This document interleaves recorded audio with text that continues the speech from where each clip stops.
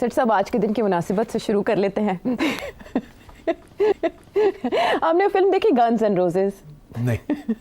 चले वो फिल्म तो आप देखेंगे, लेकिन उससे रेलेवेंट आज का हमारा मवाद है जो हम डिस्कस करने का है। नरेंद्र मोदी जी का विजिट टू यूएस। हाँ, गन्स एंड रोजेस मतलब रोमांस भी है उनका डोनाल्ड ट्रंप के साथ, फिर उनके डिफेंस डील्स हो रही हैं बड़ी बड़ी, जिनको लेकर पूरी दुनिया में हेडलाइंस बन रही हैं, और उनकी जो प्रेस कॉन्फ्रेंस है उसमें भी बहुत से सवालों के जवाब हुए, डोनाल्ड ट्रंप ने भी जवाब दिए। टैरिफ रिलैक्सेशंस लेके, उसके तोहफे लेके नरेंद्र मोदी गए हैं डोनाल्ड ट्रंप के पास। लेकिन मुझे आपसे ये जानना है कि ये फोर्थ ग्लोबल लीडर हैं जो डोनाल्ड ट्रंप के ऑफिस संभालने के बाद अमेरिका का विजिट कर रहे हैं। कितना सिग्निफिकेंट लगा है आपको उनका ये विजिट टू यूएस? देखिए, डोनाल्ड ट्रंप पता है इस वक्त किस मूड में है? किस में? क्या डांस के? डोनाल्ड ट्रंप ने कहा जो डांस है, रिवायती अंदाज है, वो तो बड़ा पॉपुलर हो गया ना, हर जगह पे यही हो रहा है। जी। तो that is the new Donald Trump and that is the new world order. अब डोनाल्ड ट्रंप अपना डांस जो है, तो सियासी डांस जो है उसका, he is going to imprint it on the world, whether it is the NATO, whether it is India, whether it is China, and whether it is Russia. Right. तो I think we should discuss this. उसकी वजह ये है कि Donald Trump ने पहले 30 दिन के अंदर ही अफरा तफरी खड़का दिया था। So now to come to this question of कि आपने कहा कि चौथा लीडर है। जी। हाँ, पहले मेरा ख्याल है जापान वाले हो गए हैं, और इजराइल सबसे पहले आया है, नेतन्याहू हो गया, जापान हो गया, और फिर जॉर्डन से भी मिल लिया है, बिकॉज ऑब्वियसली ये जो इशू है गाजा का, तो उससे जॉर्डन इज इन्वॉल्व ना, बिकॉज ये तो कह रहे हैं ना कि ले लें जॉर्डन को, कह रहे हैं इजिप्ट को और उर्दन को, इनके ऊपर प्रेशर है कि आप पैलेस्टीनियंस को ले लें, तो जॉर्डन की तो फटी हुई है, उधर सीसी की इजिप्ट में फटी हुई है, because they are the recipients of American aid, उसके बगैर ये रह नहीं सकते। तो अब उधर से ये कह रहा है कि बंदे रखे आप, और गाजा को मैंने अब नया एक सी रिजॉर्ट बनाना, रिवैम्प करना है, और उधर तो पैलेस्टीनियंस को अब रखना नहीं है हमने। तो मतलब है कि अच्छे खासे उसने जो है shaken up everything, the existing status को in the region and in the world. तो अब लेट्स फर्स्ट डिस्कस इंडिया में रहा। इंडिया में ये है कि हमें ये तो पता है कि इंडिया की एक पार्टनरशिप है विद द यूनाइटेड स्टेट्स, वो क्वाड के अंदर है ना इंडिया, और साउथ चाइना सी के अंदर जो भी ये जो Australia, Japan, India and America जो कुछ कर रहे हैं वहाँ, इज पार्ट ऑफ इट, और China of course is India's big problem, और वो भी अमेरिका का भी प्रॉब्लम है बहुत बड़ा। सो नरेंद्र मोदी का वहाँ जाना, और आपने पहले ही ये बता दिया कि जाने से पहले उसने कोई छोटी मोटी, जैसे कहते हैं ना बड़े गॉड को कोई ऑफरिंग्स करते हैं ना, दाने डाले, हाँ हाँ, गॉड्स के आगे सैक्रिफाइसेस करते हैं ना थोड़ी सी। तो जाने से पहले इन्होंने, मोदी साहब ने 10% हार्ली डेविडसन के ऊपर टैक्स जो है इम्पोर्ट ड्यूटी कम कर ली, वो नाराज थे उस पे, छोटी छोटी चीज़ों के ऊपर करके कि बस चलो ऐसी कुछ करता है, कोई रोटी पानी देती है गॉड नु, तो हम जाइए, चढ़ावा चढ़ाया ना मूर्ति के आगे, मूर्ति के आगे। तो अब मूर्ति के पास पहुँच गए हैं, चढ़ावा चढ़ा के। उधर से मूर्ति जो है वो कहती है कि अपनी जगह पे सारी बात ठीक है, मगर अब तो ऐसे ही होगा कि ये कि 2-3 चीज़ें आपको करनी पड़ेंगी। एक तो ये कि वो डोनाल्ड ट्रंप कहता है कि इंडिया का जो टैरिफ बैरियर है is the highest in the world. मुंह पे कह दिया उन्होंने, मुंह पे कह दिया, स्पीच के अंदर कह दिया, और वो सुन रहा है वहाँ मोदी। तो एक तरफ मोदी कहता है MIGA, make India great again, वो कहता है MAGA, मैगा, मीगा, वो मैगा कर रहा है, ये कहता है मैं मीगा पे आ गया। तो अब नरेंद्र मोदी को सुनना पड़ा ना कि अब आपका जो ट्रेड बैलेंस है, सबसे पहले तो उसने यहाँ से शुरू की ना बात, उसने कहा जी कि इंडिया और अमेरिका जो है जो तजारत करते हैं वो 190 अरब डॉलर की तजारत है, जिसमें से 120 अरब डॉलर की एक्सपोर्ट है इंडिया की टू अमेरिका, और 70 अरब डॉलर की अमेरिका की एक्सपोर्ट है टू इंडिया। अच्छा। और जो ट्रेड डिफिसिट है वो 51 अरब डॉलर के करीब है। अच्छा। इंडिया का फ़ायदा उसका। वो कहता है इन्हें तो साफ़ करो ना पहले, ट्रेड बैरियर्स कम करो, नहीं तो हम भी उतने लगाएंगे जितने आपने हमारे रेसिप्रोकल।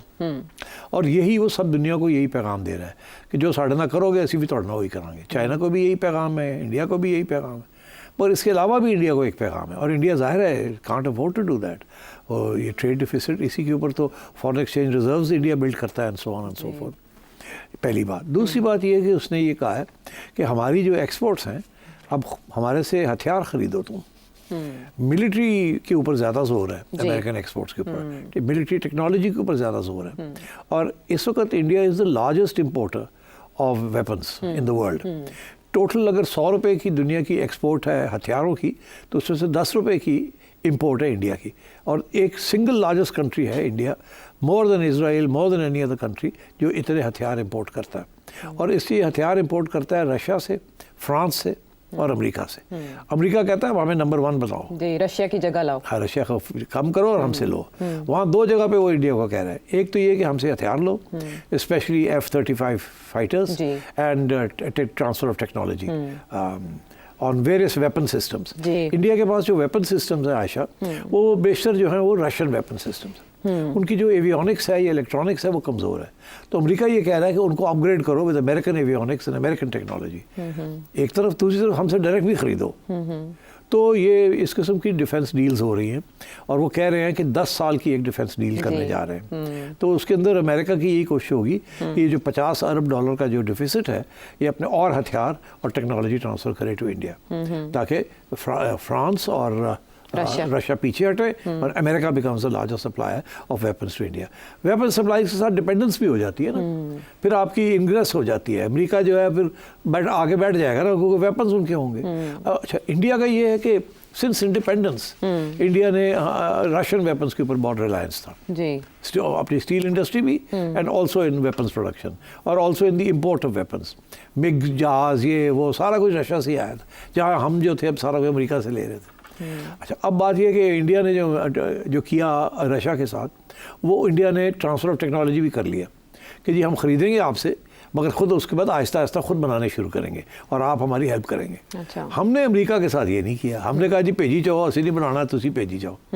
हमने वो ट्रांसफ़र टेक्नोलॉजी नहीं की अमेरिका के साथ। और अगर हम करते, पता नहीं हमें देते भी या ना देते, मगर शायद हमने कोशिश भी नहीं की। वी वो कंटेंट के आने दो, जिसकी वजह से हम इतनी डिपेंडेंस हो गई है अमेरिकन वेपन्स के ऊपर कि अब हम इधर उधर नहीं देख सकते। So that is why America was so important to Pakistan. Right. And that is why America की military और military industry जो है is so close to the Pakistani army and national security status in Pakistan. अब आइए कि आगे India और America का क्या होने जा रहा है। क्या होने जा रहा है? तो अब आई थिंक ये पहले भी ये नेवल एक्सरसाइजेस कर रहे थे, एक्सरसाइजेस करते थे और भी करेंगे, और भी हथियार अब तो बड़े पैमाने पे कहा गया कि करेंगे। तो आई थिंक अमेरिका की कोशिश है कि एक तो इंडिया को और जंजीरों में, अच्छा, कि और भी इसको डिपेंडेंसी की जाए। अच्छा। दूसरा ये है कि अमेरिका को इंडिया जो है उससे और भी पैसे खर्च करे और हथियार खरीदे। Okay. So I think on these 2 fronts America ने अब बिल्कुल वाजे कर दिया है डोनाल्ड ट्रंप ने, और मेरा ख्याल है नरेंद्र मोदी लेट गया। ओके। वो ही थिंक्स कि यस, यही काम करने की ज़रूरत है। ये राइजिंग अमेरिका जो है इज़ द बिग पावर। हम न्यूट्रल नहीं रह सकते उस तरीके के साथ। नरेंद्र मोदी को पूछा गया कि आप किस कैंप में हैं, उसने ये नहीं कहा कि हम रशिया के कैंप में हैं या हम अमेरिका के कैंप में। उसने बड़ी तरीके के साथ कहा हम तो अमन के कैंप में क्योंकि अमन की बात अब कर रहा है डोनाल्ड ट्रंप। तो it was a way of saying कि we will support Trump. Right, smart move. तो but at the same time India के अंदर बड़ी ऑपोजिशन है कि आप बहुत ज़्यादा डिपेंडेंसी अमेरिका के ऊपर कर रहे हैं, और आपको actually you should try and build your relations with your neighbours. तो आपके इतने हथियार लेके इंडिया करेगा क्या? यही सवाल है मेरा कि वो क्या करेगा? आर्मी लेके करेगा क्या? चाइना पे नजर रखेगा? चाइना के साथ लड़ नहीं सकता, पाकिस्तान के साथ लड़ नहीं सकता। 2 वजह। चाइना के साथ तो लड़ नहीं सकता, वो तो मिलिट्री सुपीरियरिटी जो इंडिया पाकिस्तान की है वो चाइना इंडिया की है, तो कन्वेंशनली तो नहीं लड़ सकता। ओके। तो हमारे साथ कन्वेंशनली लड़ सकता है, मगर हम नहीं लड़ते कन्वेंशनली। तो हम जब भी वो स्टेज आती है जहाँ इंडिया की कन्वेंशनल मिलिट्री माइट वो हमें डोमिनेट करने की कोशिश करती है या ओवरवेलम करने की कोशिश करती है, हावी होने की कोशिश करती है, हम अपने न्यूक्लियर वेपन जो है टक टक टक टक करना शुरू कर देते हैं। कटो जी, थोड़ा हवा लगाओ, उन्होंने थोड़ी मिट्टी शिट्टी टाओ, इंडिया को पता लगे कैसी तैयारी करने में। तो इसलिए आई थिंक इंडिया की जो सारी मिलिट्री स्ट्रैटेजी है ना, I think it's flawed. India अगर वो अपने गरीबों के ऊपर और अपने सोशल सेक्टर के ऊपर काम करें तो they would be better off. मगर ये जो उनकी है ना ऑब्सेशन कि we want to be a great military power, इस रीजन के अंदर जहाँ चाइना बैठा हुआ है एक तरफ, आप नहीं बन सकते बिगर मिलिट्री पावर देन चाइना। दूसरी तरफ पाकिस्तान बैठा हुआ है न्यूक्लियर वेपन लेके। आप पाकिस्तान को मिलिटरीली डोमिनेट नहीं कर सकते because we have a nuclear weapon. तो फिर what is the game? India किसके साथ ये सारी हथियार और ये आर्मी और ये किसके साथ करेगा? जी। ना चाइना चाहता है कि इंडिया को डिस्टेबलाइज करना, ना पाकिस्तान चाहता है। तो मतलब है कि तो इंडिया ये क्यों कर रहा है? तो ये मेरा ख्याल है ये गलत किस्म की पॉलिसीज हैं। मगर वो बीजेपी के एक है ना कि जी एक nationalism, we are a great power, और ग्रेट पावर के पास मिलिट्री स्ट्रेंथ होती है। मगर देखिए यूरोप के मिलिट्री स्ट्रेंथ जब उन्होंने देखा था सेकेंड वर्ल्ड वॉर के बाद कि अब हमें अपनी मईशत के ऊपर, आवाम के ऊपर पैसे खर्च करने हैं, तो उन्होंने अमेरिका के ऊपर बोझ डाल दिया नेटो शेटो का। ठीक है, वो अब 70 साल हो गए और अब आप देखिए सर्कल फुल्स आ गया है। अब क्या करेंगे? मैं आता हूँ। बिल्कुल, वो हम क्योंकि वो कह रहा है जी अपने पैसे वैसे नहीं करना हो। तो अब इसी तरीके के साथ इंडिया जो है ये क्या कर रहा है? I don't understand it. Pakistan के साथ तो अब पाकिस्तान तो अब आर्म्स रेस में भी नहीं है, because we now know we can't catch up with India in an arms race. तो हमने तो इसीलिए न्यूक्लियर डिटरेंस रखा हुआ है और मिनिमल किस्म की हमारी स्पेंडिंग है जिसके साथ, और ज़्यादा चाइना के साथ। अमेरिका से तो हमें स्पेयर पार्ट्स नहीं देता अमेरिका, हम तो कैनिबलाइज कर रहे हैं। बड़ी मुश्किल से हमें कुछ चीज़ें मिलती हैं इधर उधर से। तो आई थिंक नरेंद्र मोदी जो है वो ही wants to make India a great military power. अगर मैं समझता हूँ ये रीजन के अंदर ग्रेट मिलिट्री पावर की स्कोप नहीं है। It doesn't matter. China has no intention of invading India या इंडिया को ओवरवेलम करने का, बिल्कुल नहीं। चाइना का एम ही कुछ और है। ठीक है, तो इंडिया पर ये क्यों कर रहा है? क्यों कर रहा है? क्या टारगेट्स है ये बिल्कुल ये वही सिविलाइजेशनल अप्रोच है कि अब न्यूक्लियर वेपन्स भी हमारे पास इतने होने चाहिए, हमारी आर्मी भी इतनी बड़ी होनी चाहिए, हमारे पास ये भी हथियार होने चाहिए, वो भी होने चाहिए। At the end of the day who are you defending India against? ना आप डिफेंड कर रहे हैं किसी के खिलाफ, ना आप ऑफेंस कर सकते हैं इन वेपन्स के साथ, neither with Pakistan nor with China. तो किसके लिए कर रहे हैं आप ये? So I think there's a lot of there should be a lot of debate in India about some of these issues. ठीक है, और डोनाल्ड ट्रंप की तरफ से ये डिमांड भी की गई है कि आप रशियन तेल के बजाय अमेरिका से तेल लें, तो ये मुमकिन हो पाएगा? ये बड़ी इंपॉर्टेंट डेवलपमेंट है। इंडिया रशिया से भी तेल लेता है और ईरान से भी लेता है। ठीक, ईरान के ऊपर अमेरिका ने एम्बार्गो लगाया हुआ है, मगर उसके बावजूद इंडिया ईरान से तेल लेता है और वो ईरान के लिए बहुत इंपॉर्टेंट है। ईरान के बहुत सारे सैंक्शंस लगे हैं जी। हम नहीं लेते ईरान से, नहीं ले सकते। हम लेना चाहते हैं, हम नहीं ले सकते। वो डब्बे के विच स्मगल होता है, तो देखे ना आपने, बोतलों में, डब्बों में, कैंस में। तो इंडिया ऑफिशियली लेता है 30% of its supply comes from Iran as far as I know. तो अब ये कह रहा है उसको, इंडिया को, कि तेल भी हमसे ले आप। अच्छा, क्योंकि इन्होंने ये फैसला किया है डोनाल्ड ट्रंप साहब ने कि हमारे पास तेल के बहुत रिजर्व्स हैं, शेल गैस के बहुत से रिजर्व्स हैं। अच्छा, हम क्यों उनको छुपा के बैठे हुए, किस दिन के इंतजार में हैं? पहले तो ये फलसफा था ना आयशा कि मिडिल ईस्ट का ऑयल जब खत्म हो जाएगा तो फिर हम अपना ऑयल निकालेंगे। ठीक, तो इसीलिए अमेरिका अपनी ऑयल प्रोडक्शन बड़ी रिस्ट्रेंट करके रखता था। ना एक्सपोर्ट ज़्यादा करता था, ना कुछ, छुपा के रखी हुई। एक्सप्लोर कर लिया, रिजर्व्स हो गए, पता है हमारे पास क्या है, थोड़ी थोड़ी निकाल, और बाकी दुनिया की से ऑयल लेता था। ठीक, अच्छा, अब डोनाल्ड ट्रंप ने कहा इसकी कोई ज़रूरत नहीं है, आप अपना तेल निकालें और एक्सपोर्ट करें जी, और खुशहाली लेके आए, और छोड़े दुनिया में क्या होता है, तेल की कीमत गिरती है तो गिरने दो, हम अपनी भी सप्लाई करेंगे। तो आई थिंक इस किस्म की पॉलिसीज़ के ऊपर ईरान के लिए भी प्रॉब्लम बन जाएगा ना। एक तरफ वो ईरान के ऊपर सैंक्शंस लगाए जा रहे हैं, दूसरी तरफ वो ऑयल सप्लाईज को इंक्रीज करेंगे और सऊदी अरेबिया के साथ भी मिलकर ये करेंगे, तो और अपना तेल भी एक्सपोर्ट करेंगे। और इंडिया को ये कह रहा है कि रूस से मत लो, ईरान से मत लो, हमसे ले लो, हम तैयार हैं अब देने के लिए, पहले तैयार नहीं थे। तो मतलब है इस किस्म की नई डेवलपमेंट्स हो रही हैं। अब कहाँ तक ये जाएंगी भी कांट से, बस ये डेफिनेटली जो स्टेटस को वर्ल्ड का है ना, तोड़ दिया उसको, उसने उसको तोड़ने जा रहा है। अच्छा। अभी तक नहीं टूटा, अभी तो शुरू किया उसने, इब्तदाई है, अब वो बातें हो रही हैं। अब किस हद तक ये कामयाब हो जाएगा, किस हद तक इसके खिलाफ महाज बन जाएंगे, वी डोंट नो। मगर इसकी कोशिश ज़रूर है कि किसी तरीके के साथ एक नया पैराडाइम जिसे कहते हैं, नया ग्लोबल ऑर्डर एक नया बनाया जाए जिसका सेंटर पीस अमेरिका हो जी। तो साथ ही ये जो दोनों के दरमियान ट्रेड है वो 5 बरस में 500 अरब डॉलर्स तक ले जाने की बात की गई है, ये मुमकिन हो पाएगा? अब भारत जो डिमांड्स उसके सामने रखी जा रही हैं, क्या एक्सपेक्ट करे थे नरेंद्र मोदी?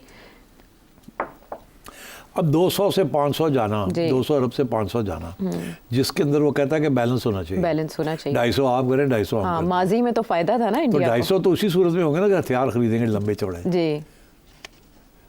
तो वही मैं अभी वही तो सवाल खड़ा कर रहा हूँ कि इसका हथियार खरीदेंगे और तेल खरीदेंगे, उसके साथ क्या होगा कि इंडिया के तल्लुकात ईरान और रशिया के साथ खराब होंगे। जाहिर है वो भी तो डिपेंड करते हैं ना, उनकी तो इकोनॉमीज जो है वो भी डिपेंड करती है ऑन एक्सपोर्ट। तो ये सारी चीज़ें जो है ना नेगोशिएट करनी पड़ेंगी। ये मैं नहीं समझता कि ये जो 500 बिलियन का टारगेट है ये फुलफिल होगा, ये नहीं होगा। अच्छा, इंडिया भी इतनी जल्दी नहीं कि जी अच्छा सरेंडर नहीं करेगा इतने आराम से ना, इंडिया विल नॉट। बाकी ऑप्शंस एक्सप्लोर कर सकता है आफ्टर दीस डिमांड्स। जाहिर है मेरा ख्याल है ब्रिक्स के अंदर हमें पता ना Donald Trump is against BRICS जी, उसने तो ब्रिक्स को भी टाइट करना है। वो भी जिक्र नहीं आया उसका, मगर पता है हमें जाहिर है वो डॉलर के लिए, वो तो डॉलर की बालादस्ती चाहते हैं। डर ही है कि डॉलर का इशू है, और वहाँ ब्रिक्स में China and Russia want to make BRICS a strong thing, और वो वहाँ they want their own currencies to come in. वो तो बिल्कुल लगे हुए हैं टू अटैक द डॉलर, और डोनाल्ड ट्रम्प ने होने नहीं देना ये। सो आई थिंक ये सारी बातें अभी हवा में हैं कि हम ये कर लेंगे वो कर लेंगे। इनका अगर ख्याल है कि चाइना और रशिया जो है और even India will allow Donald Trump to do all this, मुश्किल है। They're not going to allow him to do it. अच्छा, so it's going to be a very interesting debate और कि आगे कैसे ये होता है। अच्छा, इसमें इंटरेस्टिंग पाकिस्तान के पॉइंट ऑफ व्यू से क्या है? दफ्तर खारिजा ने तो मजम्मत किया जिस तरह से वहाँ कहा गया है कि पाकिस्तान सरजमीन इस्तेमाल ना होने दे दहशतगर्दी के लिए। क्या पाकिस्तान को घबराना चाहिए? इतनी बड़ी जो वेपन डील्स हो रही है, जाहिर है देखिए अगर इंडिया को अब अमेरिकन वेपन्स मिलेंगे और मॉडर्नाइजेशन होगी तो जाहिर है हमारे यहाँ भी तो हार्ट सर्चिंग सोल सर्चिंग होगी कि अब हम क्या करें। अगर इनके पास F-35 आ जाते हैं तो हमारे F-16 का क्या होगा? तो फिर हमारे बेचारे F-16 तो 20 साल पुराने हैं यार। तो क्या है ना वो पोचा शोचा मारो टाकी शाकी। हमारे पास अब चाइनीज बहुत अच्छे जहाज आ रहे हैं, some of them are as good as the F-35 if not better.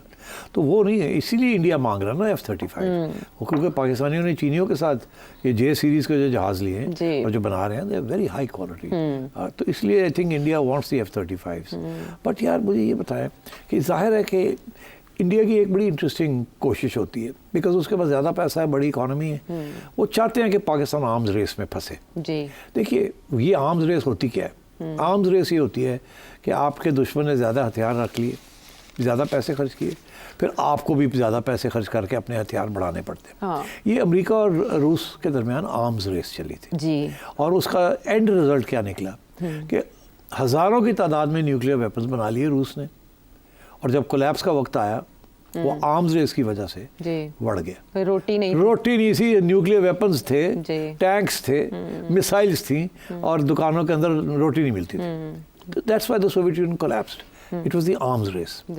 India की भी ये कोशिश रही है कि पाकिस्तान को आर्म्स रेस के अंदर इन्वॉल्व किया जाए और आप पाकिस्तान जो है वो फंस जाए इस ट्रैप के अंदर। इंडिया तो अफोर्ड कर सकता है, Pakistan can't afford an arms race. इसीलिए we have to be very selective.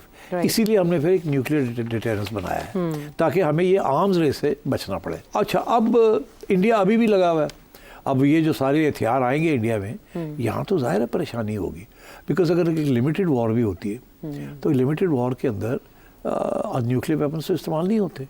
15 दिन की वॉर होती है with high quality American weapons with the Indians, या तो before it comes to that stage where we are defeated, roundly defeated, और हम कहते हैं अब न्यूक्लियर वेपन निकाल लो, तो उससे पहले जंग ही बंद हो जाएगी, मगर you will face defeat and so on. वो धमकी तो देते रहते हैं ना, आज़ाद कश्मीर ले लेंगे, ये कर लेंगे, वो कर लेंगे। तो मैं ये समझता हूँ कि Pakistan has to be worried by this American approach and India's agreement कि हम हथियार अमेरिका से लेंगे। और ये जो बात है कि ट्रेड डिफिसिट को कम किया जाए, दैट मीन्स के definitely weapons from America will come to India. पहले ना आते थे ना वो मांगते थे ज़्यादा, अब वो कहते हैं लो और इनको लेने भी पड़ेंगे, और ये मांग भी रहे हैं कोई सोफिस्टिकेटेड वेपन्स जो इनको रूस से नहीं मिलते, चाइना से नहीं मिलते, to match some of our highly sophisticated weapons. तो इसका आई थिंक ये we have to be very careful, we don't fall into this trap. ये जो आर्म्स रेस है ये हमें we can't afford it, suit नहीं करती जब इस इकोनॉमी के साथ, it's very dangerous। तो इसका मतलब है इंडियन फॉरेन पॉलिसी में भी हम एक बड़ा चेंज आते हुए देख रहे हैं। उसकी फॉरेन पॉलिसी इंडिया की तो खैर इतना नहीं, इंडिया की जो हमारे साथ जो इशू है ना, इंडिया की पॉलिसी टुवर्ड्स पाकिस्तान क्या है, defence policy towards Pakistan, what is the policy towards Pakistan and what is Pakistan's policy towards India. अब आपने सवाल छेड़ ही दिया। देखिए जनरल बाजवा के ज़माने में जी। और जनरल मुशर्रफ के ज़माने में, उससे पहले पाकिस्तान की पॉलिसी ये थी कि अब हम आर्म्स रेस नहीं करेंगे और बॉर्डर को भी सीज फायर करा के स्टिच अप कर देंगे, कोई लड़ाई झगड़े छोड़े। बिकॉज उनको एहसास था इस बात का कि we need to focus on our own development and we need to transfer funds to development. जी। अदरवाइज आवाम को कुछ नहीं मिल रहा और ये हथियार आते जा रहे हैं, इससे फ़ायदा क्या है। तो इसलिए उन्होंने तो कुछ हद तक बात को आगे बढ़ाया, बट जब से नरेंद्र मोदी आया है इसने पॉलिसी चेंज कर दी। He doesn't want to have peace with Pakistan. जी। वो समझता है कि उनकी बेहतरी इसी में है कि पाकिस्तान को अंडर प्रेशर रखा जाए। जी। इसीलिए उन्होंने कश्मीर के अंदर जो जो कुछ किया है वो सोचे बगैर समझे बगैर, या सोच और समझ के साथ किया, आप ये समझे, और हमें ऑन द बैक फुट कर दिया। फिर एक ऐसा वक्त आया कि हम कंपेल हो गए कि हमने तजारत बंद कर दी। हालांकि तजारत में हमारा ज़्यादा फ़ायदा था, इंडिया का इतना फ़ायदा नहीं था। इंडिया के लिए 5-6 अरब डॉलर के ज़्यादा एक्सपोर्ट करने से इंडिया को कुछ नहीं खास मिलता, पर हमें सस्ती चीज़ें मिल रही थी। हमारी इन्फ्लेशन के लिए, कंज्यूमर इंडेक्स के लिए हमारा फ़ायदा था उसमें, तजारत में। मगर वो हमने फिर गुस्से में आके कश्मीर का जो खुसूसी स्टेटस खत्म किया तो फिर हमें करना पड़ा एहतजाज के तौर पर। हाँ, वो एहतजाज, मगर नुकसान हमारा हो गया। अच्छा, अब हम समझते हैं, सोचते हैं कि खोले ना खोले, उधर से वो कहता ना खोलो, हो गया तो हम तो इंडिफरेंट है, हम तो इंटरेस्टेड ही नहीं है। तो अब देखिए ना, so this is the policy. ऊपर से उन्होंने अफगानिस्तान के अंदर अपना फुटप्रिंट बढ़ा लिया, बिकॉज हमारा फुटप्रिंट वहाँ जम नहीं रहा है, और अब वो अफगानिस्तान के अंदर भी बैठ के तालिबान के साथ मिसचिफ क्रिएट करेंगे, और बलोचों के साथ तो वो हो ही रहा है already, they are supporting them. तो मैं ये समझता हूँ कि इंडिया की बड़ी एग्रेसिव पॉलिसी रही है अंडर विज़-विज़ पाकिस्तान, अंडर नरेंद्र मोदी। लेकिन पाकिस्तान की वैसी नहीं रही। पाकिस्तान, मैं समझ रहा हूँ कि अब शायद अंडर जनरल आसिम मुनीर, मेरा ख्याल है यहाँ एक रियलाइजेशन हुई है कि हमने बड़ी कोशिश की है कि हम तालिबान को भी समझाएं कि लड़ाई झगड़े छोड़ो, तुम अपना काम करो, हम अपना काम करें। बयानबाजी चलती रहेगी, मगर इससे ज़्यादा जिहाद ख़त्म कर दी। तो इंडिया ने नहीं रुका ना। इंडिया ने ये कि पहले तो ये सपोर्ट किया सेसेशनिस्ट मूवमेंट्स इन पाकिस्तान, नंबर 2 उसके बाद टेररिज्म शुरू की यहाँ। It's a fact. ये जो इंडिया ने जो कनाडा के अंदर और यूके के अंदर टारगेट किया सिख लीडर्स को, उसी किस्म के जिहादी लीडर्स को पाकिस्तान के अंदर टारगेट किया। एंड दे खुद मानते हैं कि 5-6 को हमने पेड असैसिन्स के जरिए we have knocked them off. So they have been picking and choosing. और अब मुझे ऐसे लग रहा है कि आसिम मुनीर आया तो इसने ये कहा कि बहुत हो गया है, हमने तो पूरी कोशिश की है इनके साथ कोई अमन की बात की जाए, लड़ाई झगड़े ना किए जाए, ये नहीं करते, ये लगे हुए हैं अपनी ऑफेंसिव डिफेंस करने में। तो मेरा ख्याल है कि फिर हमें भी कुछ करना पड़ेगा। तो मुझे ऐसे लग रहा है कि जैसे कि अब अफगानिस्तान के साथ जैसे कहते हैं हम फ्रस्ट्रेट हो गए हैं, हमारी कोई बात नहीं सुन रहे, हमारे बंदे मारी जा रहे हैं, हम बड़ी कोशिश कर रहे हैं, बेंडिंग ओवर बैकवर्ड्स तजारत भी हम करना चाह रहे हैं, इनकी चीज़ रोक भी नहीं रहे हैं, इनको सब चीज़ें जा रही हैं यहाँ से, हर किस्म की मदद कर रहे हैं, रिकग्नाइज भी कर लिया जी, और ये फिर भी हमारे साथ ये कर रहे हैं कि कहते हैं जी ड्यूरेंट लाइन नहीं मानते, फिर तालिबान को सपोर्ट कर रहे हैं, क्या हम करें। तो फिर ये आखिर में आके फ्रस्ट्रेशन, एंगर, रेज, तो इन्होंने थोड़ी बहुत कार्रवाई करनी शुरू कर दी अगेंस्ट द टीटीपी। तो मेरा ख्याल है अब कश्मीर में भी, मेरा ख्याल है कि अब कश्मीर में भी टिट फॉर टैट, ये जो इंडिया जो कर रहा है इन बलूचिस्तान टीटीपी के साथ मिलकर केपी में, तो मेरा ख्याल है कि शायद अब थोड़ा सा काउंटर स्ट्रेटजी अब ये ज़रूर होगी कि यार सुनते तो नहीं है, हम चुप करके बैठे हुए नाजायज़ फ़ायदा हमारा उठा रहे हैं, कमज़ोरी का फ़ायदा, कमज़ोरी समझते हैं हम कमज़ोर हैं, चलो फिर असी भी थोड़ी बहुत ठोल देने। तो अब इंडिया को अब हल्का हल्का वहाँ से खबरें आनी शुरू हो गई हैं कि शायद यहाँ से भी थोड़ी सी टैप लाइन खुल रही है। तो अगर ये फिर पूरी फुल फ्लैश खुल गई तो आप समझिए कि we'll come back to the brink of war. तो इसलिए it's time for Narendra Modi to reevaluate his whole Pakistan strategy and his strategy of becoming a major military buyer and a major military outpost. किसके लिए? What for? जाहिर है ये सवाल ही नरेंद्र मोदी साहब के सामने रखते हैं कि वो देखें ताकत का नशा जो है वो किन नताइज पे मुंतज होता है, उसकी मिसालें भी सेठी साहब के तज़िये से आपने जाने के बाद।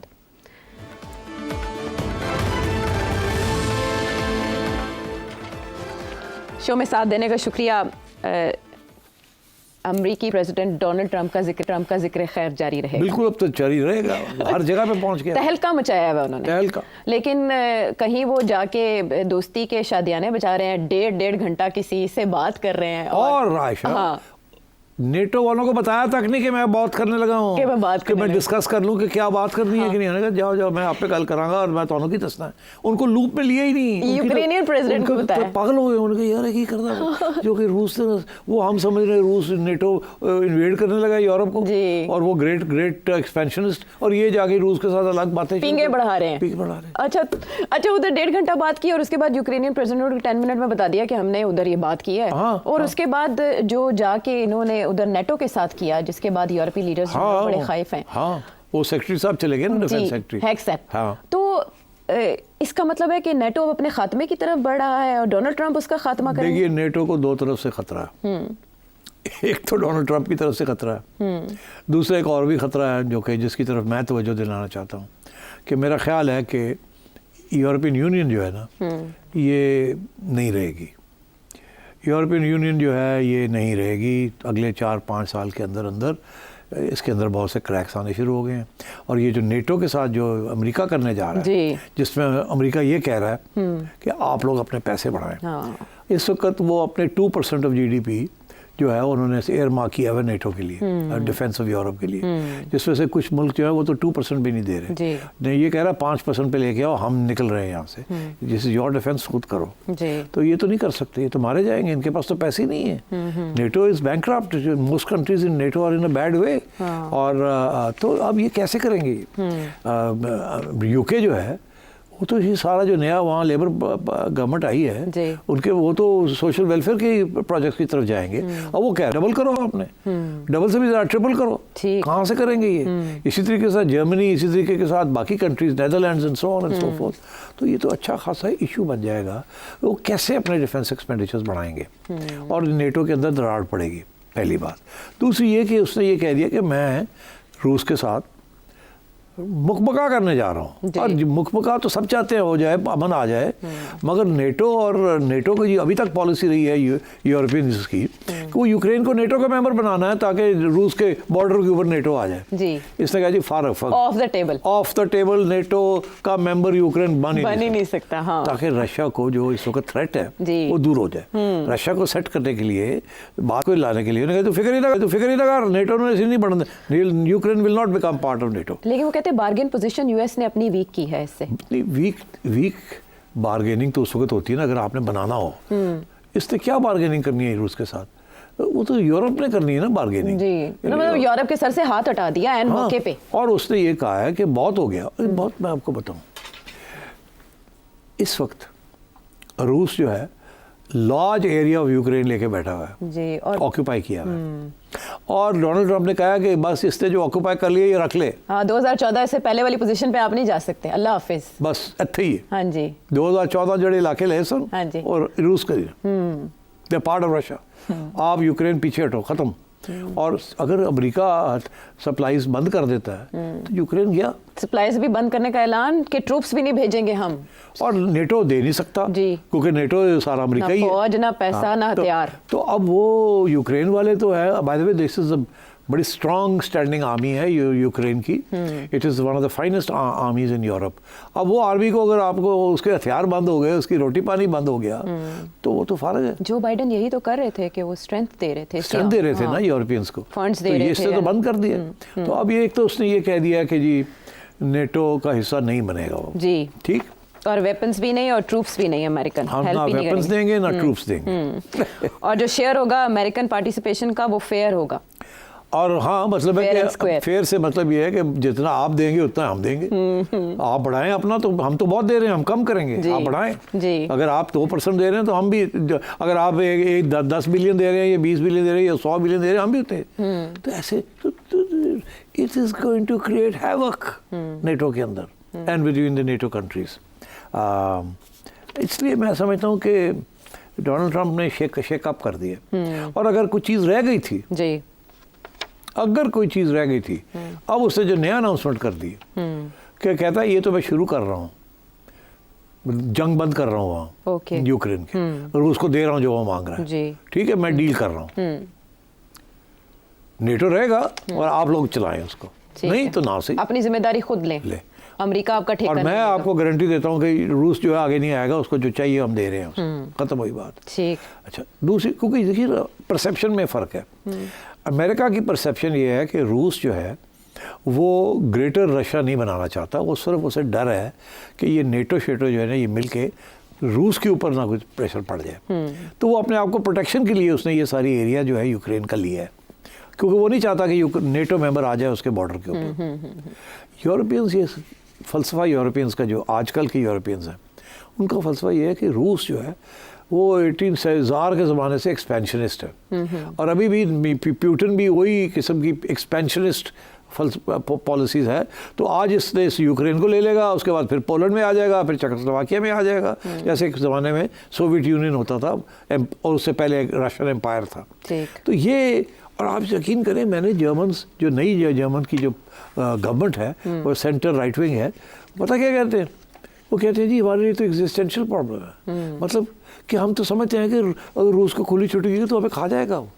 अच्छा, आई एम शॉक्ड कि आजकल के ज़माने में तो some sections of intelligentsia and strategic thinkers actually think this, but वो समझते हैं। मैं बैठे एक बहुत सीनियर जर्मन स्टेट्स डिप्लोमेट के साथ बात कर रहा था, आई वाज शॉक्ड। वो कहता है it's an existential threat for us, and नहीं, हम यहाँ समझते हैं it's nothing to do with existentialism, but वो ये समझते हैं। सो दे आर मॉडली स्कैर्ड कि ये रूस जो है ये तारीख में यूरोप को इसने गॉबल अप कर लिया था, फिर ना गॉबल अप कर ले, एक्सपेंशनिस्ट है, Putin is like a tsar and so on and so forth. तो अमेरिका कहता है यार थोड़े मसले ने ऐसी कोई गल नहीं, हम दूर हैं, हमें कोई मसला नहीं, why should we be defending you.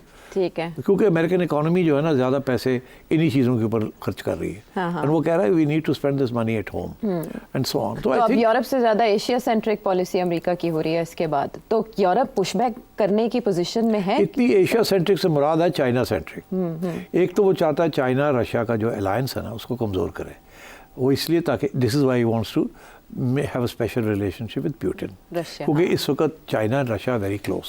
अगर वो थोड़ी भी उनमें दरार आ जाती है तो फिर ये ब्रिक्स वाला चक्कर नहीं चलेगा।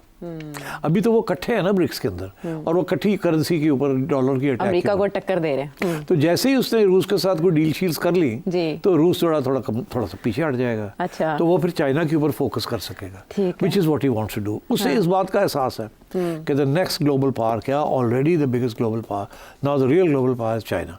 आज चाइना को ना रोका तो within 5 to 10 years China को आप रोक नहीं सकेंगे। तो ही इज ट्राइंग के भी मेक अमेरिका ग्रेट अगेन का मतलब ये है कि you know we should still be number 1, because अगर डॉलर हमसे हमारे हाथ से निकल गया तो वी आर फिनिश्ड। अच्छा, ये जो उन्होंने रशियन प्रेसिडेंट से बातचीत की है वो सिर्फ यूक्रेन स्पेसिफिक नहीं थी, बल्कि उसमें security issues, energy, artificial intelligence and power of the dollar भी डिस्कस हुआ।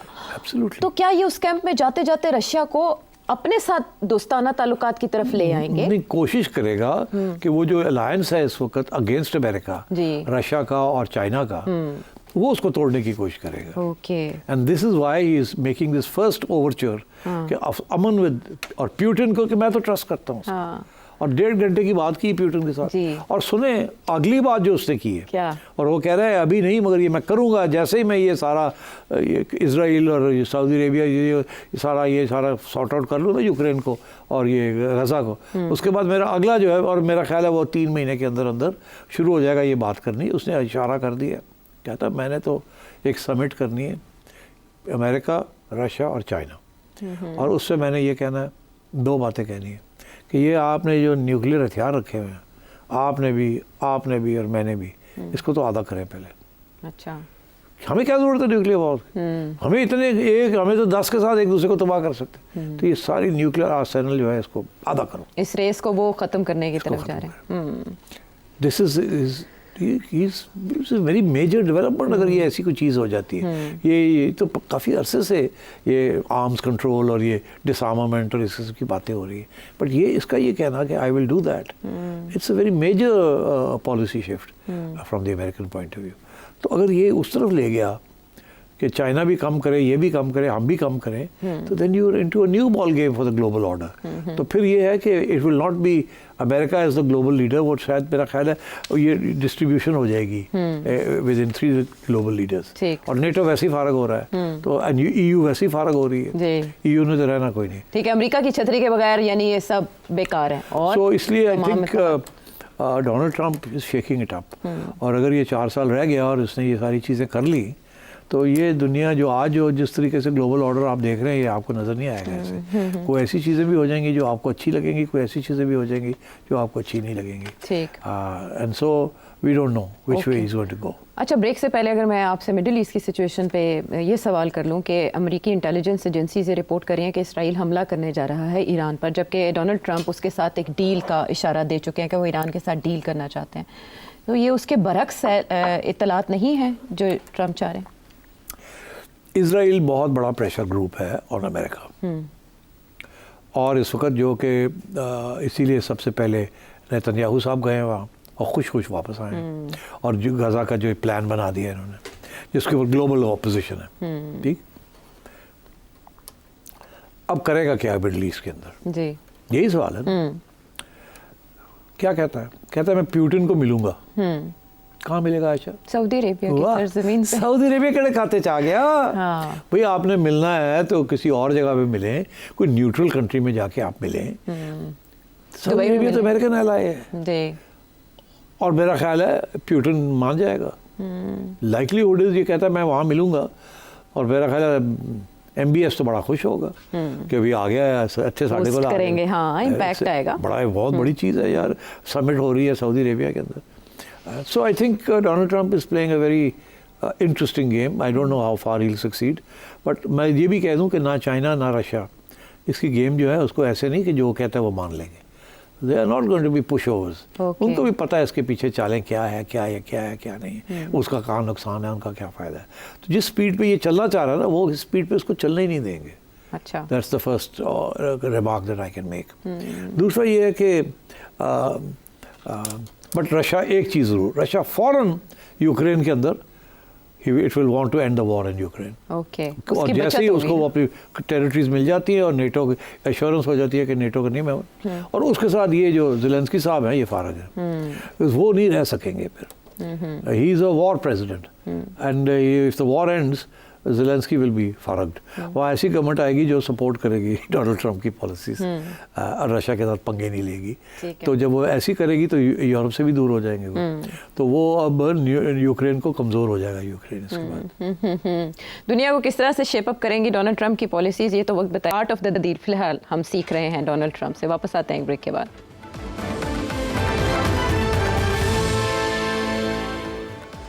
Welcome back to the show. Viewers के क्वेश्चंस की तरफ जाने से पहले ईरान से मुंसलिक जो सवाल आपके सामने रखा था। जी, ईरान जो है ना, उसको पता है कि Donald Trump is turning his attention as soon as this Ukraine thing, Iran की तरफ वो आएगा, वो आ गया ऑलरेडी। ईरान को वही जो वो कह रहा है कि जी न्यूक्लियर नहीं होगा जी, और आप इसराइल को अटैक करना बंद करें, नहीं तो फिर ठीक है, वो क्लियर है कि then we will help Israel. मगर वो नहीं चाहता कि इस वक्त ईरान के ऊपर अटैक करे। वो इसके साथ एक नई डायमेंशन शुरू हो जाएगी, शायद कोई नई टेररिज्म शुरू हो जाए। He can't handle all that, तो वो प्रायोरिटी करना चाह रहा है। अच्छा। इसराइल का प्रेशर है कि अभी करो अभी करो अभी करो। तो मेरा ख्याल है कि इसने ये कहा कि अभी नहीं, अभी मैं अमन की बात करूँगा ईरान के साथ कि बंद करो न्यूक्लियर प्रोग्राम, इंस्पेक्शंस करो, सारी टेररिज्म बंद करो, हाथ निकालो इधर से लेबनान से, सीरिया से, इधर से। नहीं तो ठीक है, फिर देन देखो क्या होता है। Because without American help Israel can not attack Iran. उनको अमेरिकन टेक्नोलॉजी और एयर स्पेस यूटिलाइजेशन की ज़रूरत है, और बॉम्ब्स की, द बिग बॉम्ब्स। तो आई थिंक ईरान को मैसेज चला गया है।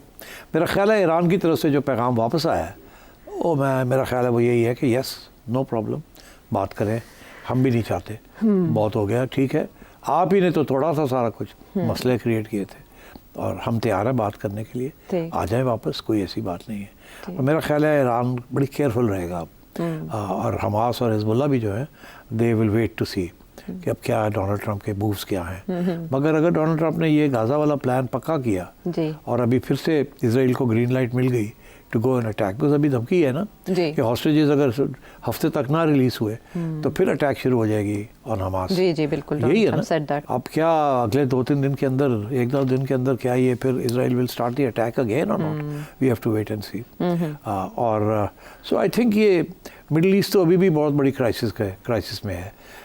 इसमें ईरान का रोल इज़ वेरी इंपॉर्टेंट। हुआ ये है कि इसराइल की अटैक की वजह से वो जो अब्राहम्स अकॉर्ड थे वो सारा जैसे कहना बढ़ गया, वो नहीं आगे बढ़ रहा अब। और डोनाल्ड ट्रंप का तो वो प्रोजेक्ट था कि मैं ये इब्राहिम क्रेडिट ले रहे थे वो इसका, तो अब ये वापस जाना चाहेगा उस तरफ। मगर अगर ये इसराइल को फिर खुली छुट्टी मिल गई तो वो तो नहीं होगा ना, because even Saudi Arabia and UAE वगैरह नहीं कर सकते ना, कोई भी उनको सपोर्ट नहीं करेगा। So I think you have to wait and see कि ईरान की अब स्ट्रेटजी क्या है एंड ईरान किस तरीके से ट्रंप को हैंडल करता है। ये भी तो गेम हो सकती है कि इसराइल की तरफ से ऐसी अफवाहें फैलाकर डोनाल्ड ट्रंप ईरान पे दबाव बढ़ा के अच्छी डील लेना चाहते हो। नहीं, मेरा ख्याल है इसराइल चाहेगा कि डिस्ट्रक्शन ही हो जाए। इसराइल डोनाल्ड ट्रंप का जो प्लान है वो ईरान उसको साबोटाज करने की कोशिश करेगा। इसराइल ने ये इतना लंबा चौड़ा जो ड्रामा किया है ना, जेनोसाइड की है, ये एम नहीं की, इसको परमानेंट करना चाह रहा है ग्रेटर इसराइल। ये नहीं कि जी अब मुकमुका करके रिट्रीट टू प्रीवियस स्टेटस को एंटी, ये नहीं करेगा वो। ठीक है, अब वो नहीं, उसने जो कर दिया है इसको रिटर्न नहीं होने देगा वो। विन विन ही है फॉर देम। और अगर ये सऊदी अरेबिया और बाकी दुनिया के ममालिक उसकी बात नहीं मानेंगे तो Israel will remain very defiant and aggressive. और अगर इधर से फिर कुछ रेजिस्टेंस लॉन्च होती है फ्रॉम ईरान और फ्रॉम अदर प्लेसेस तो Israel and America will again इकट्ठे हो जाएंगे, then they will again wreak havoc. Power बड़ी इस वक्त Middle East is like a powder keg, uncertain सी सिचुएशन है और इसको कंट्रोल कौन से फैक्टर्स करें। अब हम थोड़ा व्यूअर्स के क्वेश्चंस की तरफ चले जाते हैं। कम है। नोमान दुबई से क्या जानना चाह रहे हैं? क्या आपको लगता नहीं है कि इमरान खान को रिटायरमेंट ले लेनी चाहिए? कि 2024 के इलेक्शन में ऑल्दो उनकी पार्टी को वोट पड़ा, लेकिन जो एस्टैब्लिशमेंट थी और जो एस्टैब्लिश हमारी पार्टियां हैं, नून लीग और पीपल्स पार्टी, उनको जो चाहिए था वो मिल गया और उन्होंने फिर अमेंडमेंट भी कर दी और सब मोस्ट इम्पोर्टेंटली 2027 तक जो है वो एक्सटेंशन भी ले ली है और शायद ये गवर्नमेंट वो हाई कमांड को 2032 तक एक्सटेंशन देते 5 साल की और, तो उनको अब हार मान लेनी चाहिए और रिटायरमेंट का लेनी चाहिए, डू देयर वेलफेयर वर्क। क्योंकि अभी देखें शौकत खानम कराची में जैसे कि जो है वो अभी तक बंद हुआ है। Should he take a retirement? Should he, will he, दो फर्क सवाल है। Should he take a retirement इससे बेहतर क्या हो सकता है from the point of view of the establishment और from the point of view of the Noon League and Peoples Party? Will he? No, Khan will not take retirement. Khan डटा हुआ है, खान ने अपने लोगों को डट के बिठाया हुआ है और Khan will not take retirement. तो ये शुडी की तो बात जो है ना, ये तो सियासत में ऐसी मतलब रियल पॉलिटिक्स के अंदर शुडी की तो बात नहीं होती, विल ही, वॉन्ट ही, ये होता है। और कुछ लोग कहते थे कि इमरान खान जो है वो 6 महीने की कैद के बाद कॉम्प्रोमाइज़ कर लेगा। अभी आपने देख ही लिया वो तो किसी किस्म के मूड में नहीं है कॉम्प्रोमाइज़ करने के लिए। फिर आप कह रहे हैं क्या वो रिटायरमेंट ले लेगा? देखिए, अब मियाँ साहब ने भी तो मतलब नवाज शरीफ साहब ने भी एक किस्म की रिटायरमेंट ली है, मगर उन्होंने रिटायरमेंट के साथ पावर तो नहीं छोड़ी ना। एक भाई को प्राइम मिनिस्टर बना दिया है, बेटी को चीफ मिनिस्टर बना दिया है। Behind the scenes is still the most powerful man in the country right now, apart from the army chief of course, let there be no doubt about that. But Imran Khan के पीछे कुछ नहीं है, there is no number 2। कोई उनकी बहन नहीं है, कोई उनकी एहलिया नहीं है जो कि इस पार्टी को इकट्ठा करके और उधर ले चले जा, खान ले जाना चाह रहा है। तो without Khan there is no party. तो इसलिए वो रिटायरमेंट तो नहीं लेंगे, वो तो till death to us part वाली बात होगी कि PTI and Imran is one. इमरान नहीं होगा तो पीटीआई कोई नहीं। Imran will never retire. हाँ, ये ज़रूर उनको ऑफ़र करेंगे कि आप ऐसे है जैसे नवाज शरीफ प्रेसिडेंट है, आप भी प्रेसिडेंट बन जाएं, आप रिटायरमेंट इस किस्म की रिटायरमेंट ले लें कि आपकी पार्टी को पावर शेयरिंग हम दे देते हैं। आपके कहने के ऊपर हमसे बैठ के ये भी बात कर लें कि अगर अगली इलेक्शन आपको देते हैं हम और आपकी पार्टी जीत जाती है, आप इलेक्शन ना लड़ें और कोई तय कर लेते हैं कि आपकी पार्टी में से किसको हमने प्राइम मिनिस्टर बनाना है। आप 3-4 नाम दे दें, हम भी 1-2 कर ले, मुकबका कर लेने, ऐसे बना देने उन्होंने प्राइम मिनिस्टर। मगर आप बनी गाला में बैठेंगे, आप नहीं चलाएंगे इस मुल्क को। देखिए, जैसे शाह महमूद कुरैशी हैं, वो भी बड़े उम्मीदवार हैं कि नंबर 2 बन जाएं and he can work with the establishment. जैसे आपको याद होगा कि जब शायद खाकान अब्बासी प्राइम मिनिस्टर बने थे इंटरिम पीरियड के लिए, तो he worked with the establishment. हालांकि उस वक्त ये था कि Nawaz Sharif is anti establishment, but then एक बंदा ऐसा नॉमिनेट हुआ who could work with the establishment. तो अब बात यह है कि इस किस्म के फॉर्मूले तो फ्लोट होंगे कि जी आप इलेक्शन ना लड़ें, आप बैठ जाएं, केसेस ख़त्म हो जाएंगे, एकदम नहीं होंगे, आहिस्ता आहिस्ता हो जाएंगे। जैसे नवाज शरीफ साहब के और शहबाज शरीफ साहब के केसेस जो है फौरी तौर पे नहीं ख़त्म हुए, वो पावर में आ गए हैं फिर आहिस्ता आहिस्ता ख़त्म हो रहे हैं। हाँ, अभी पिछले हाल ही में हमने सुना एक केस था शहबाज शुगर मिल्स, हाँ वो भी ख़त्म हो गया है एंड सो ऑन। तो इस किस्म के ऑफ़र ज़रूर होंगे, मगर क्या खान एक्सेप्ट करेगा? नो, खान नहीं एक्सेप्ट करेगा। खान जब तक प्राइम मिनिस्टर नहीं बनेगा विद फुल पावर, खान नहीं एक्सेप्ट करेगा। और अगर इसको विदाउट फुल पावर भी आप बना देते हैं तो खान फुल पावर लेने की पूरी कोशिश करेगा, और जैसे उसने पहले कोशिश की थी। और इसलिए मैं ये समझता हूँ कि वी हैव अ प्रॉब्लम। और रिटायरमेंट की बात तो सोचिए ही ना आप कि खान विल नेवर रिटायर। वो कह रहे हैं 2032 में 79 इयर्स के हो जाएंगे तो रिटायरमेंट ले लेनी चाहिए। 79 इयर्स में इमरान खान साहब नहीं बन सकते वज़ीर आज़म? खान साहब 79 के हो जाएंगे और लगेगा ऐसे 69 के हैं। क्या बात कर रहे हैं आप? चले इसी में मुक्ति मुखाते हैं।